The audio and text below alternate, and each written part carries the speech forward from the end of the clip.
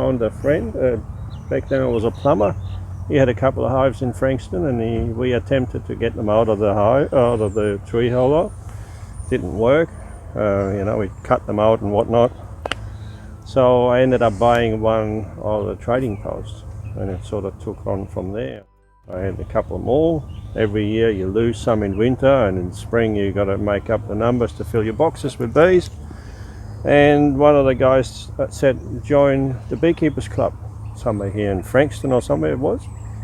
And then there were certain days in the spring when bees do their thing and multiply and swarm.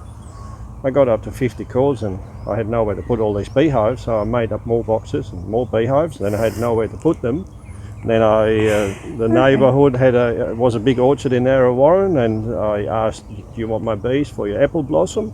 And they did, and started with 30, and it went up and up and up, over 200 for the same place now. That was pollinating apples? Pollinating apples, okay. But it all started like that. I had nowhere to put them, because you know you can't put lots of hives on one place. So you've got to find homes for all these beehives. And then it grew from there and there and there. All right, so John here has got a bee suit on.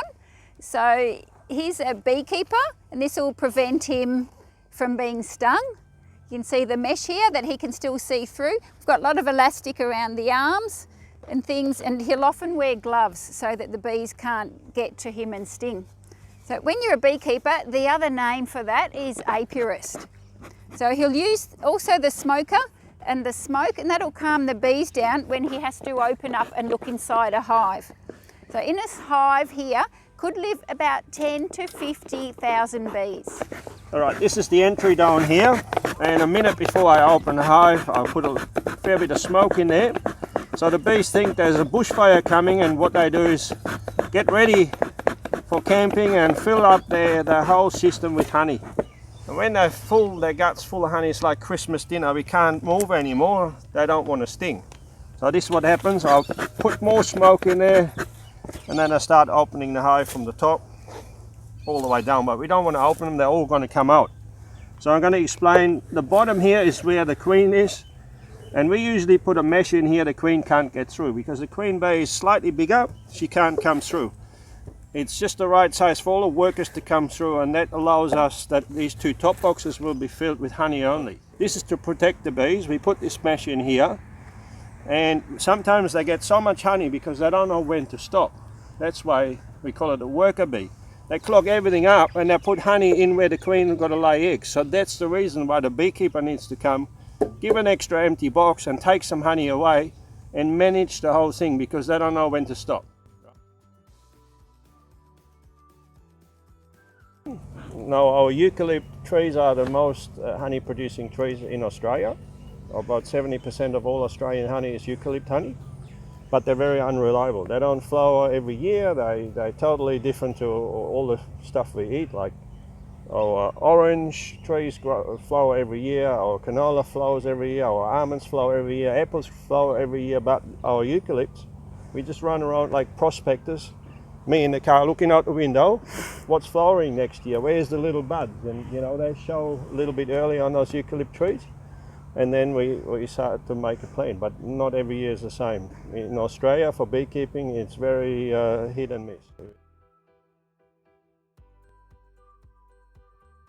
So how you get different types of honey is when the different trees flower at different times of year, the beekeeper will then position the hives in that forest or the location where all that species of tree is flowering. So the bees will go ahead and collect the nectar, turn that into honey, and then that will be one variety, one flavour of honey. The bees are transported at night time as well. So when the bees all fly home into their hive of a night time, then the door on the hive gets shut and they get forklifted or loaded onto trucks and then transported at night time. So we don't leave any bees at home. So there's a lot of transporting of the bees, and it all has to be done at night time. Red come out of here into 1 kilos, and then we got local flora into 3 kilo buckets and 1 kilos, and then it gets all pelletized and ready for shipping into the local store and markets and shops. Can you hear it come out? Little pumps. The tanks are in an electric blanket in the winter time to keep them at 30 degrees. Summertime we don't have to. It's just that is the only way we can pump it. A lot of people just have honey in cooking or sandwiches and eat it that way. We also turn the honey and beeswax into other products here in the shop. So we've got our really popular honey and macadamia ice cream. Honey can also go into things like cosmetics, and the beeswax doesn't get wasted. That also gets reused or recycled in a way. It can be made into beeswax candles. All right, the biggest take-home message I want you guys have today is that honey crystallizes naturally. See, there's sugar crystals in here. Now that honey is a few months old, and because it's so cold, it just sets into sugar crystals. And it's total honey, there's nothing being added. So we can gently warm it up to bring it back to this, or we can dissolve it in water and drink it. But this is 100% honey and nothing is added to it. This is how honey has to be, not like liquid. It only stays like this for a little time.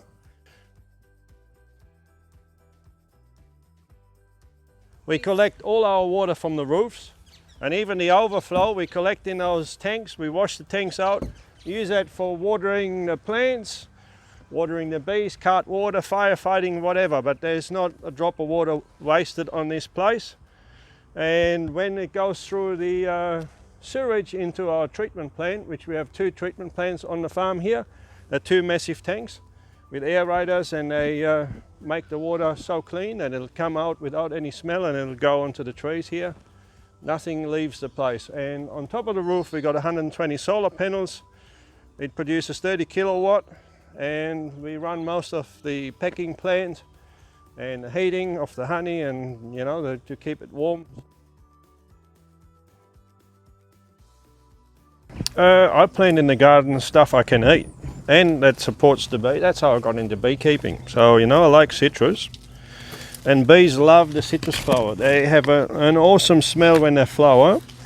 You can smell it from a long way away, and bees go and collect a lot of nectar from the citrus trees, lemons, mandarins, oranges, and they make the beautiful orange blossom honey. So they're great to eat in winter time, keep your vitamin C level up, love it.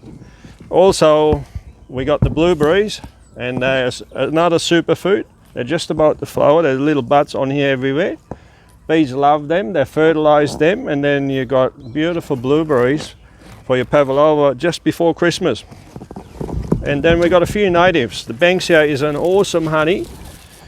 This is the Banksia from East Gippsland, saw Banksia. You can see the little salt teeth on there, and the honey tastes like caramelized banana. It's awesome. There's another species of Banksia. Australia got quite a few, and when they flower it attracts a lot of birds, and bees get pollen and nectar from the Banksia crop, which is, you know, usually pretty big. And then yeah, we have Manuka, which is the craze over the last 20 years. And that's tea tree. Australia got about 100 different species, and they flower right through the season, each one at a different time. And we have them from the mountains to the coast, and they're all over Australia.